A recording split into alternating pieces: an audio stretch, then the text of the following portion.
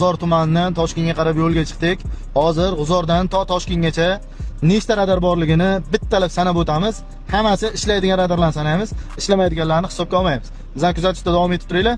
Oxirida rezultatini aytamiz. Umakay postgacha 22 ta konkretni ishlaydigan radar bor ekan. Qashqadaryo postdan Samarqand postgacha 27 ta konkretni ishlaydigan radar sanadik. Endi bundan buyog'i Jizzaxga qarab ketdik. Jizzaxdan chiqib Sirdaryoga o'tish Manas posti, Jizzax viloyatida yozilgan. Samarqand Vishnuchkadan Manas postgacha 20 ta konkretni ishlaydigan radar bor ekan. Kelgan joydan davom etamiz. Jizzax Manas postdan to Sirdaryodan chiqishgacha nechta radar borligini ko'ramiz. Radar bo'lsa 1+1+ qilib qo'shib ketamiz. Sirdaryodan chiqish, Chinozga, Toshkent viloyatiga kirish, mana shu yergacha 32 ta sanadik. Qashqadaryo 22 ta, Samarqandda 27 ta, 19 ta Jizzaxda, Sirdaryoda 32 ta bo'ldi. Endi Chinoz postdan Toshkent Erkin postigacha nechtaligini sanaymiz. Chinoz